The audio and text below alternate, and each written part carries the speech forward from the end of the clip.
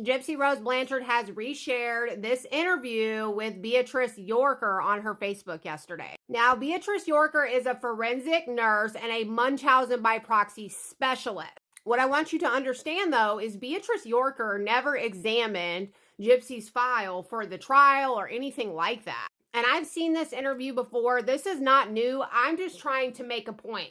Now, when she's asked specific questions by the interviewer about Gypsy Rose Blanchard, she skirts around them like a politician. And that is no shade to Miss Yorker. I mean, I get it. She wasn't actually there at the time. So I'm sorry, Gypsy, but you just sharing this interview does not solidify the fact that your mother had Munchausen by proxy when you even said yourself there was no diagnosis. I'm going to show some clips.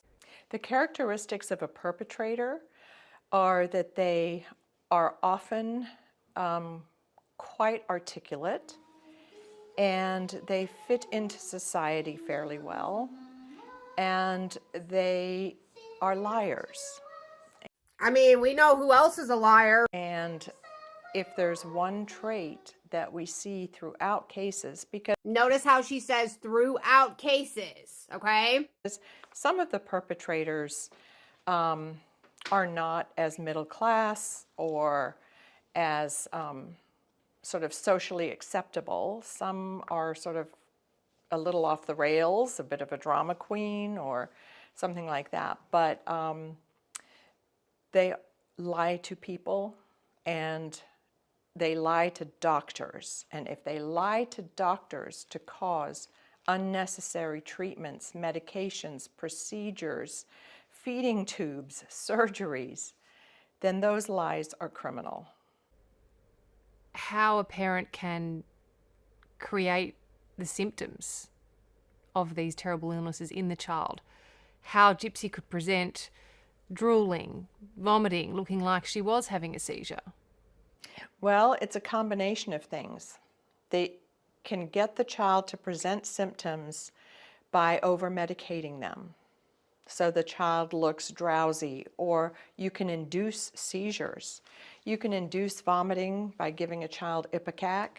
Like even right there, she is talking about Munchausen by proxy as a whole. You notice how she says they or them. And I totally respect what this woman does for Munchausen by proxy. She talks about some of the cases that she has been on, and they are absolutely horrible.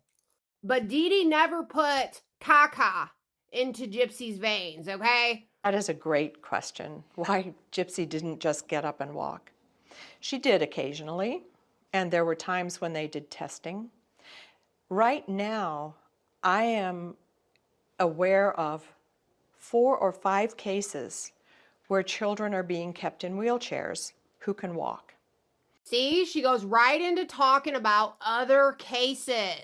There are lots and lots of people who are in wheelchairs who can walk. Look at the airplane. Every time you get on an airplane, people are walking from their seat to the wheelchair in the rampway. So there are so many conditions that might justify a wheelchair that are not complete paralysis. Not every parent is perfect. Have you ever seen a Munchausen's by proxy victim driven to murder?